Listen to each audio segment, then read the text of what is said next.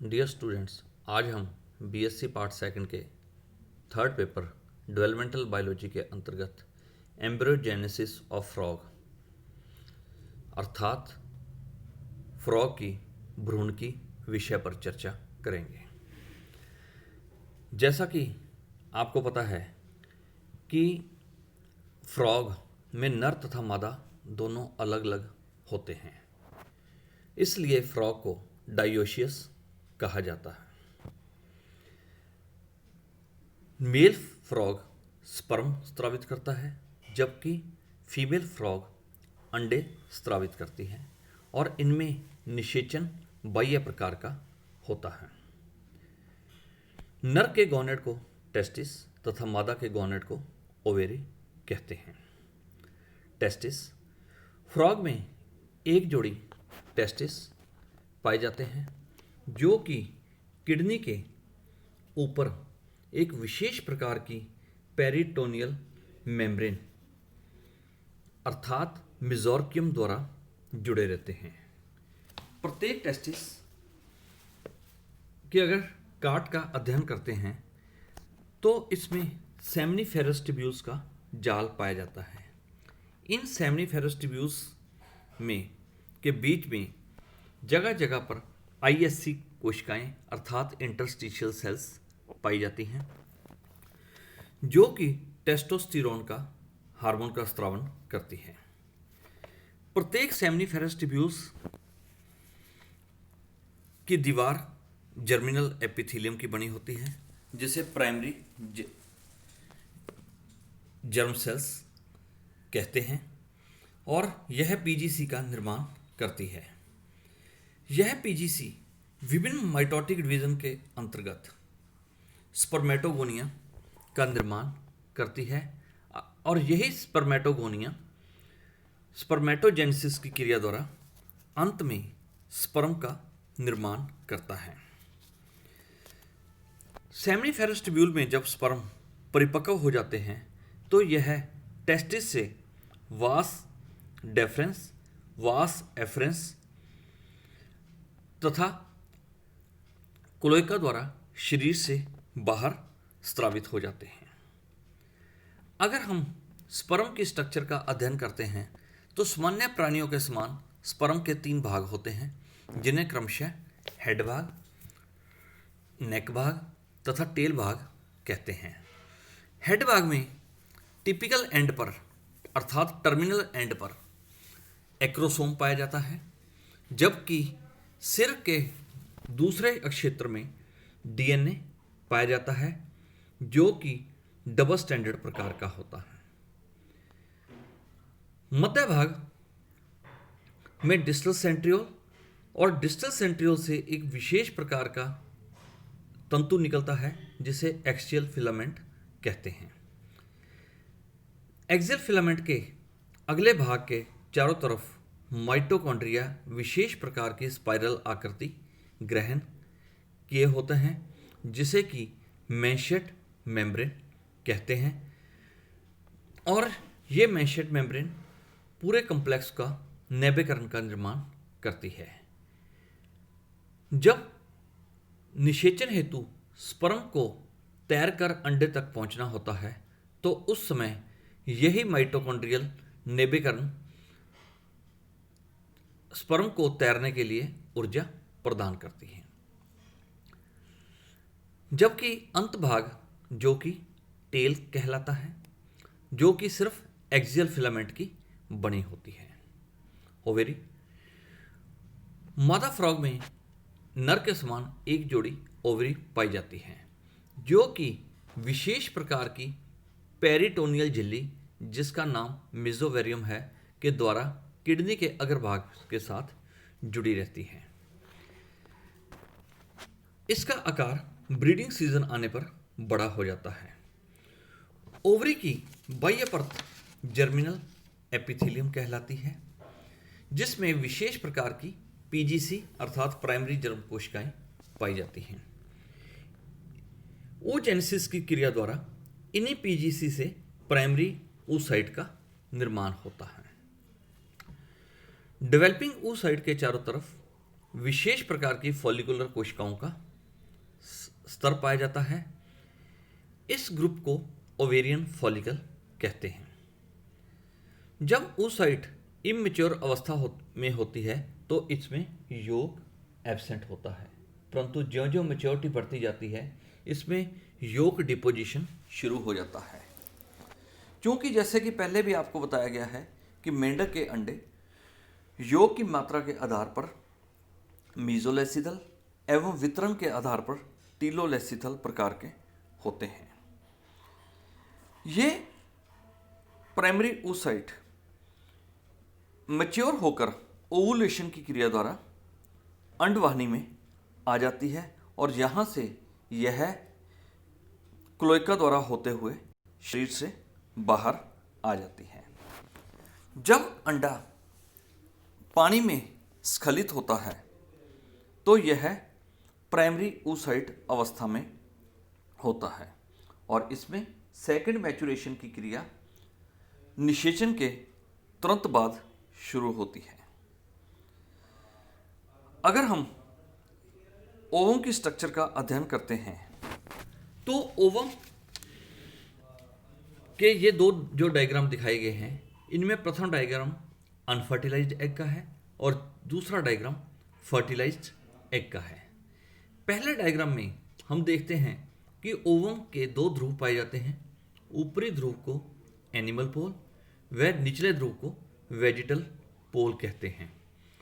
Animal पोल पर योग की मात्रा कम व पिगमेंट ज़्यादा होने के कारण यह गहरे अक्षेत्र में दिखाई देता है, जबकि निचला ध्रुव वेजिटल पोल अपेक्षाकृत सफ़ेद दिखाई देता है क्योंकि इसमें पिगमेंट कम एवं योग की मात्रा ज़्यादा होती है।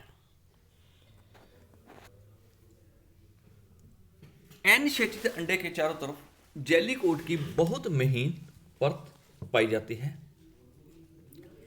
निषेचन के तुरंत पश्चात यह जेली कोट अपेक्षाकृत व्यास में अधिक बड़ी हो जाती है और एक एग जेली का निर्माण करती है, जबकि निषेचित अंडे में जहां पर स्पर्म प्रवेश करता है उसके जस्ट विपरीत सिरे पर एक डार्क संरचना का निर्माण होता है जिसे ग्रे क्रीसेंट कहते हैं।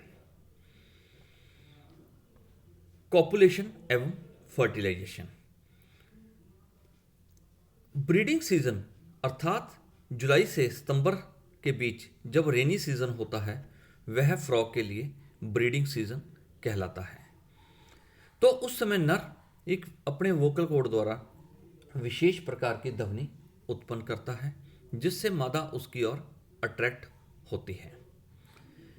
जो ही मादा नर के नज़दीक आती है तो नर उसकी पीठ पर चढ़कर एक विशेष प्रकार के आलिंगन की क्रिया में ले लेता है जिसे एम्प्लेक्सस कहते हैं।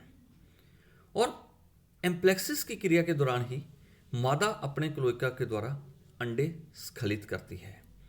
जो ही मादा अंडे स्खलित करती है इमीडिएटली नर भी अपने स्पर्म को अंडों के ऊपर स्खलित कर देता है। ये दोनों गैमीट जल में साथ साथ छोड़े जाते हैं जिससे कि निषेचन की संभावना अधिक होती है। जैसा कि आपको पता है कि नर में नर जनन अंग अर्थात पेनिस एब्सेंट होता है, परंतु इनमें नर और मादा में एम्प्लेक्सस अर्थात आलिंगन की क्रिया पाई जाती है। इसलिए इस प्रकार के मैथुन को स्यूडो कॉपुलेशन अर्थात आभासी मैथुन कहते हैं। इसका फायदा यह होता है कि निषेचन की संभावना अधिक से अधिक रहती है।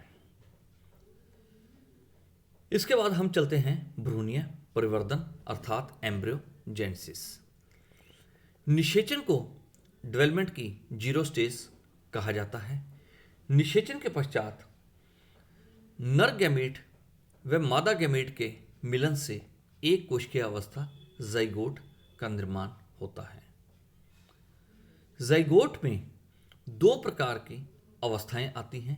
नंबर एक प्री एम्ब्रियोनिक डेवलपमेंट और नंबर दो पोस्ट एम्ब्रियोनिक डेवलपमेंट।